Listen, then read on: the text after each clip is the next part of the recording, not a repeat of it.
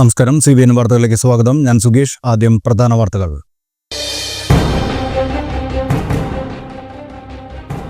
Marian തീർത്ഥാടന കേന്ദ്രമായ Poothankutty saint Mary's Yakobaya സുറിയാനി പള്ളിയിൽ പരിശുദ്ധ ദൈവമാതാവിന്റെ 8 നോമ്പ് പെരുന്നാളിനോടനുബന്ധിച്ച് 8 ദിവസത്തെ സുവിശേഷ കൺവെൻഷൻ ആരംഭിച്ചു.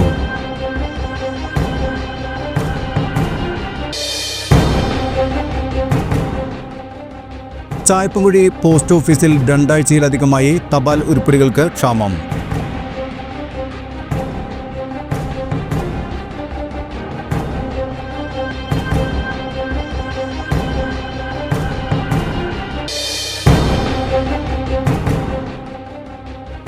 പിള്ളപ്പാറ ഭാഗത്തെ ഫെൻസിംഗ് നിർമ്മാണത്തിൽ മുഴുവൻ സ്ഥലത്തും ഫെൻസിംഗ് സ്ഥാപിക്കാത്തതിൽ ആനശല്യം രൂക്ഷമായി.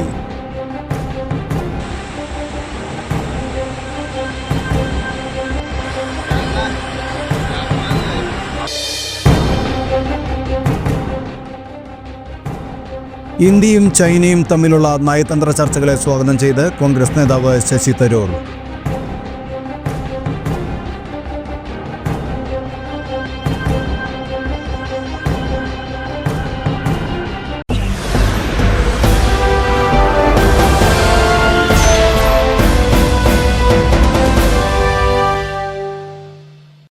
വാർത്തകൾ വിശദമായി.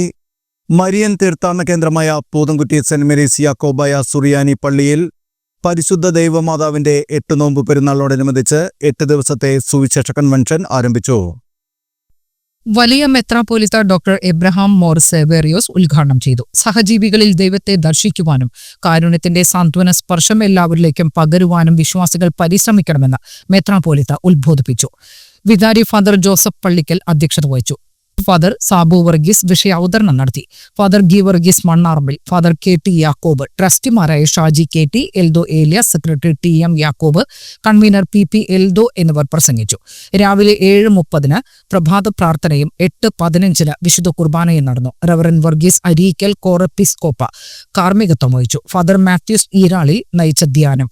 രാത്രി 7 സുവിശേഷ യോഗത്തിൽ father Varghese V Areekal, father Babu Palakkunnil എന്നിവർ പ്രസംഗിച്ചു. ചാലക്കുടി ഗവൺമെന്റ് ആശുപത്രിയിലെ പാലിയേറ്റീവ് കെയറിന്റെ നേതൃത്വത്തിൽ ഓണാഘോഷത്തോടനുബന്ധിച്ച് നിർധനരായ രോഗികൾക്ക് ഓണക്കിറ്റുകൾ വിതരണം ചെയ്തു.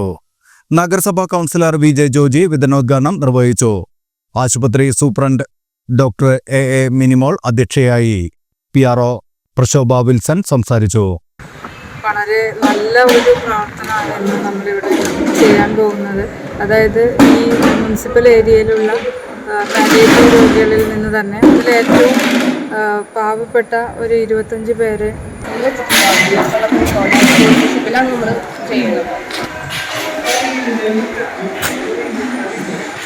ചാലക്കുടി താലൂക്ക് ആശുപത്രിയിലെ പാലിയേറ്റീവ് പരിചരണ വിഭാഗത്തിൽ നിന്നാണ് ഞങ്ങൾ എല്ലാ വർഷവും ഓണത്തിനോട് അനുബന്ധിച്ച് നിർധനരായ രോഗികളെ കണ്ടെത്തിയിട്ട് എല്ലാ വാർഡുകളിൽ നിന്നും അവരെ സെലക്ട് ചെയ്തിട്ട് നമ്മൾ എല്ലാ വർഷവും ഓണക്കിറ്റ് കൊടുക്കാനുണ്ട്. നമ്മുടെ ഈ സാന്ത്വനം എന്നുള്ള പാലിയേറ്റീവ് കെയർ പദ്ധതിയുമായി ബന്ധപ്പെട്ട് ചാലക്കുടി സർക്കാർ ആശുപത്രിയിൽ നടന്നു വരുന്നത്. ചാലക്കുടി മുനിസിപ്പൽ അതിർത്തിയിലെ 200ഓളം വരുന്ന പാലിയേറ്റീവ് രോഗികളെ ആഴ്ചയിൽ ഒരു ദിവസം 8 വീടുകൾ വെച്ച് സന്ദർശിച്ച് ഇവർ വീടുകളിൽ. ചായപ്പുംകുഴി പോസ്റ്റ് ഓഫീസിൽ 2 ആഴ്ചയിലധികമായി തപാൽ ഉരുപ്പടികൾക്ക് ക്ഷാമം. സ്റ്റാമ്പ്, കവർ, ഇൻലന്റ് എന്നിവ ലഭിക്കുന്നില്ല. തന്മൂലം ഗുണഭോക്താക്കൾ വിഷമിക്കുന്നു. സോഫ്റ്റ്വെയർ തകരാറാണ് ഇവ ലഭിക്കുന്നതിന് കാലതാമസം വരുത്തുന്നതെന്ന് പറയപ്പെടുന്നു. മിക്ക തപാൽ ഓഫീസുകളിലും ഉരുപ്പടികൾ ലഭിക്കുന്നില്ലെന്ന് നാട്ടുകാർക്ക് പരാതിയുണ്ട്. 2 കൈ, മരുതക്കുഴി, വാരൻകുഴി, വീരൻചിറ, പീലാർമുഴി, ചായപ്പുംകുഴി, ചെമ്പൻകുന്ന്, ചൂളക്കടവ് മുതലായ പ്രദേശങ്ങളിൽ ഈ പോസ്റ്റ് ഓഫീസിന്റെ പരിധിയിലാണ്. അതിരപ്പള്ളി പഞ്ചായത്തിലെ കോട്ടാമല, പണ്ടാരൻപാറ, പച്ചക്കാട്, വെട്ടിക്കുഴി പ്രദേശങ്ങളിൽ നിന്ന് സൗകര്യാർത്ഥം നാട്ടുകാർ ഇവിടെ എത്തുന്നുണ്ട്. എത്രയും വേഗം തപാൽ ഉരുപ്പടികൾ ലഭ്യമാക്കുവാൻ നടപടി സ്വീകരിക്കണമെന്നാവശ്യപ്പെട്ട് പൊതുപ്രവർത്തകൻ KM ജോസ് ഇരിങ്ങാലക്കുട പോസ്റ്റൽ സൂപ്രണ്ടിന് നിവേദനം നൽകി. കൊടകര സരസ്വതി വിദ്യാനികേതനിൽ ഓണാഘോഷം വർണ്ണപ്പകിട്ടോടെ ആഘോഷിച്ചു. മാനേജർ TK സതീഷ് ഓണ സന്ദേശം നൽകി. അത്തപ്പൂക്കളം തീർത്തു തുടങ്ങിയ ആഘോഷത്തെ പാഞ്ചാരിമേളം, മോഹിനിയാട്ടം, ഭരതനാട്യം എന്നിവ വിദ്യാർത്ഥികൾക്ക് വേറിട്ട അനുഭവമായി. മാവേലിയും വാമനനും പുലിക്കളിയും ആഘോഷത്തിന് മാറ്റുകൂട്ടി 2 ദിവസങ്ങളിലായി സംഘടിപ്പിച്ച ഓണാഘോഷ ദിനങ്ങളിൽ കുട്ടികൾക്കും രക്ഷിതാക്കൾക്കുമായി വടംവലി മത്സരം, ഉറിയടി, കസേരക്കളി, തിരുവാതിരക്കളി, ഓണപ്പാട്ടുകൾ, ശിങ്കാരിമേളം തുടങ്ങിയവയും സംഘടിപ്പിച്ചിരുന്നു. ഓണസദ്യയും ഉണ്ടായിരുന്നു.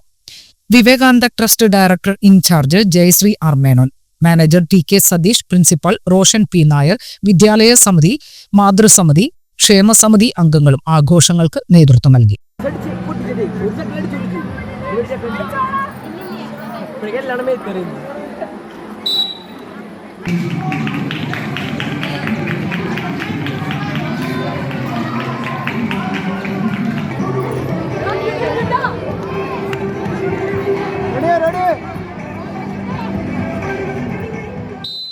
ചാലക്കുടി പ്രസ് ക്ലബിന്റെ നേതൃത്വത്തിൽ ഓണാഘോഷം സംഘടിപ്പിച്ചു. President Babu master, secretary I.I. Abdul Majeed, treasurer KV Jayan എന്നിവർ സംസാരിച്ചു. ഓണക്കിറ്റ് വിതരണവും ഉണ്ടായിരുന്നു.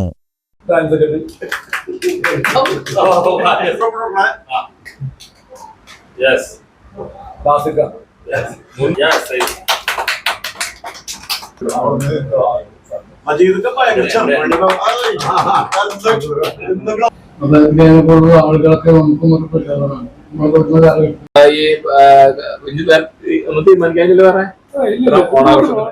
പിള്ളപ്പാറ ഭാഗത്തെ ഫെൻസിംഗ് നിർമ്മാണത്തിൽ മുഴുവൻ സ്ഥലത്തും ഫെൻസിംഗ് സ്ഥാപിക്കാത്തതിനാൽ ആനശല്യം രൂക്ഷമായി.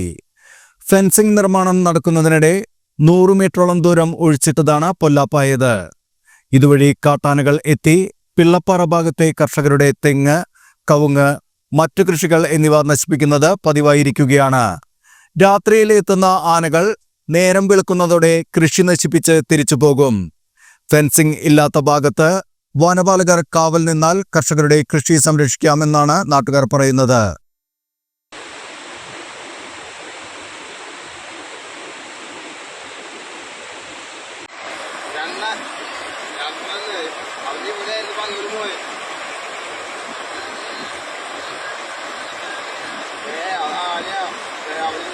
ഇന്ത്യയും ചൈനയും തമ്മിലുള്ള നയതന്ത്ര ചർച്ചകളെ സ്വാഗതം ചെയ്ത് കോൺഗ്രസ് നേതാവ് ശശി തരൂർ. കേന്ദ്ര സർക്കാരിന്റെ സമയോചിതവും അനിവാര്യവുമായ നടപടിയാണിതെന്ന് തരൂർ അഭിപ്രായപ്പെട്ടു. അമേരിക്ക അടക്കമുള്ള ശക്തികളിൽ നിന്നും നേരിടുന്ന വിവിധ തലങ്ങളിലുള്ള സമ്മർദ്ദങ്ങളെ മറികടക്കാൻ ഈ നീക്കം സഹായിക്കുമെന്നും തരൂർ അഭിപ്രായപ്പെട്ടു. നിലവിലെ സാഹചര്യത്തിൽ ചൈനയുമായി നയതന്ത്രപരമായി ഇടപഴകാനുള്ള സർക്കാരിന്റെ തീരുമാനം വളരെ പ്രധാനമാണ്. ബെയ്ജിംഗുമായുള്ള അഭിപ്രായ വ്യത്യാസങ്ങൾ പരിഹരിക്കുന്നത് ഇന്ത്യയുടെ തന്ത്രപരമായ സ്ഥാനം ശക്തിപ്പെടുത്തും. US-നെയും ചൈനയെയും ഒരേ സമയം അകറ്റി നിർത്തുന്നത് ഇന്ത്യയുടെ താൽപര്യങ്ങൾക്ക് ഗുണകരമാകില്ലെന്നും ശശി തരൂർ പറഞ്ഞു. റഷ്യയുമായുള്ള ബന്ധം ഇന്ത്യയുടെ വിദേശ നയത്തിലെ ഒരു സുപ്രധാന സ്തംഭമാണെന്നും തരൂർ അഭിപ്രായപ്പെട്ടു. റഷ്യ, ചൈന തുടങ്ങിയ വൻ ശക്തികളുമായി ഇന്ത്യ ക്രിയാത്മക ബന്ധം നിലനിർത്തുന്ന ഒരു സന്തുലിത സമീപനം സ്വീകരിക്കുന്നത് നമ്മുടെ ദേശീയ താൽപര്യങ്ങൾ സംരക്ഷിക്കുന്നതിന് അത്യന്താപേക്ഷിതമാണ്, തരൂർ കൂട്ടിച്ചേർത്തു. നേരത്തെ പ്രധാനമന്ത്രി നരേന്ദ്രമോദിയുടെ ചൈനയുമായുള്ള ചർച്ചകളെ കോൺഗ്രസ് എതിർത്തിരുന്നു. അങ്കമാലി താലൂക്ക് ആശുപത്രിയുടെ ആഭിമുഖ്യത്തിൽ 40ാമത് ദേശീയ നേത്രദാന പക്ഷാചരണം വിവിധ പരിപാടികളോടെ ആചരിച്ചു. KSRTC ബസ് സ്റ്റാൻഡിൽ സംഘടിപ്പിച്ച പരിപാടി municipal chairman advocate Shiyo Paul ഉദ്ഘാടനം ചെയ്തു. Taluk hospital superintendent doctor Sunil J. Elanthattu ദേശീയ പ്രതിജ്ഞ ചൊല്ലി നേത്രദാനത്തിന്റെ സാമൂഹിക പ്രസക്തി പങ്കുവച്ചു. താലൂക്ക് ആശുപത്രി health supervisor K.J. Mohan, health inspector Bineesh Kumar, Angamaly little flower hospital school of nursing വിദ്യാർത്ഥികൾ ഫ്ലാഷ് മോബും സ്കിറ്റും അവതരിപ്പിച്ചു. നിങ്ങളുടെ കണ്ണുകൾ ജീവിക്കട്ടെ എന്നെന്നും എന്ന പ്രമേയവുമായി ഓഗസ്റ്റ് 25 മുതൽ സെപ്റ്റംബർ 8 വരെ നീളുന്ന ദേശീയ നേത്രദാന മഹാദാനത്തിന്റെ ഭാഗമായി നേത്രദാനത്തിന്റെ സാമൂഹിക പ്രസക്തി പൊതുജനങ്ങളിൽ എത്തിക്കുക എന്നതാണ് പരിപാടിയുടെ ലക്ഷ്യം.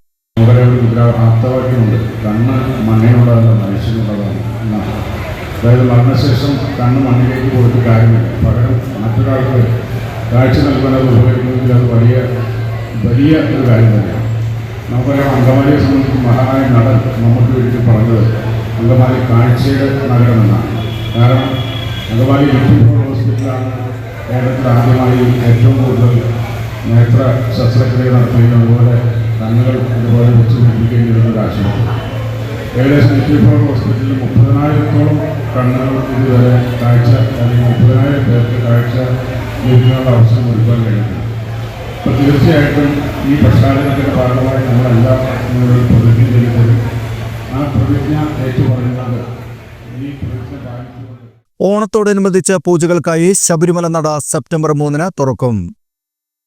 വൈകിട്ട് 5 മണിക്ക് തന്ത്രി കണ്ഠരര് മഹേഷ് മോഹനരുടെ സാന്നിധ്യത്തിൽ മേൽശാന്തി അരുൺകുമാർ നമ്പൂതിരി നട തുറന്ന് ദീപം തെളിയിക്കും.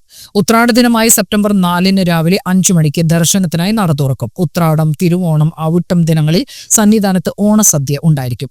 ഉത്രാട സദ്യ മേൽശാന്തിയുടെ വകയായും തിരുവോണത്തിന് സദ്യ ദേവസ്വം ജീവനക്കാരുടെ വകയായും അവിട്ടം ദിനത്തിൽ സന്നിധാനത്ത് ഡ്യൂട്ടിയിലുള്ള പോലീസ് ഉദ്യോഗസ്ഥരുടെ വകയായി നടത്തും.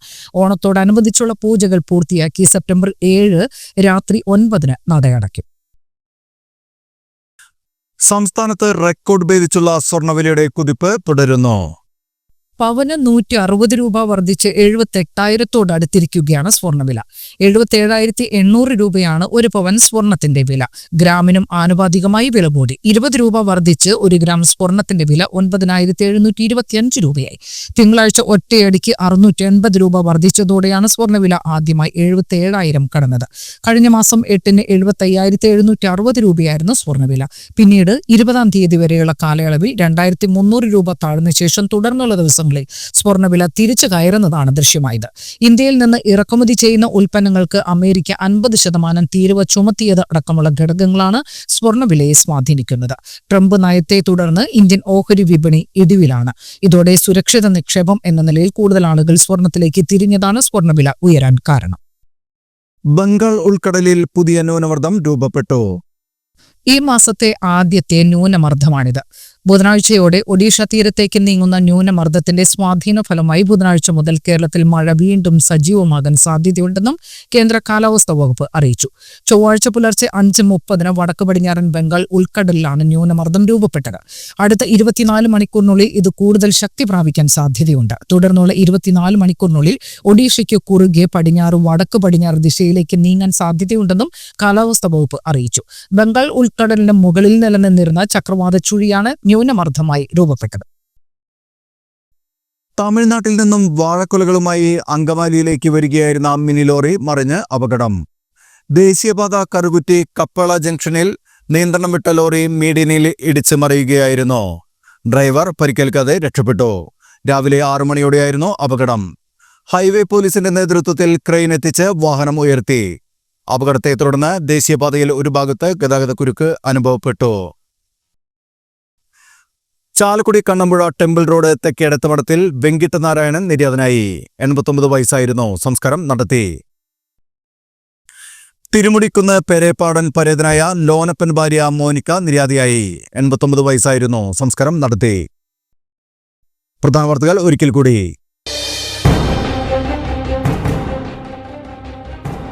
മരിയൻ തീർത്ഥാടന കേന്ദ്രമായ പൂതൻകുറ്റി സെന്റ് മേരീസ് യാക്കോബായ സുറിയാനി പള്ളിയിൽ പരിശുദ്ധ ദൈവമാതാവിന്റെ 8 നോമ്പ് പെരുന്നാളിനോടനുബന്ധിച്ച് 8 ദിവസത്തെ സുവിശേഷ കൺവെൻഷൻ ആരംഭിച്ചു.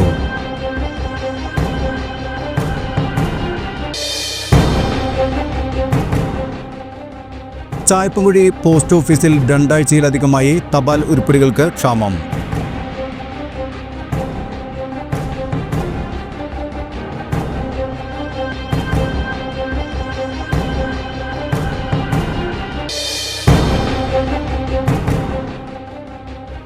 പിള്ളപ്പാറ ഭാഗത്തെ ഫെൻസിംഗ് നിർമ്മാണത്തിൽ മുഴുവൻ സ്ഥലത്തും ഫെൻസിംഗ് സ്ഥാപിക്കാത്തതിൽ ആനശല്യം രൂക്ഷമായി.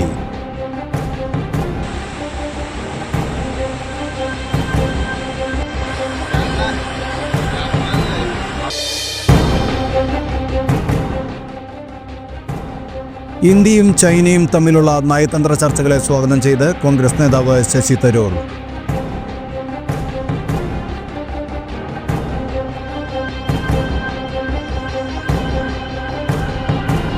ഇതോടെ ഈ വാർത്താ ബുള്ളറ്റിൻ സമാപിച്ചു. നമസ്കാരം.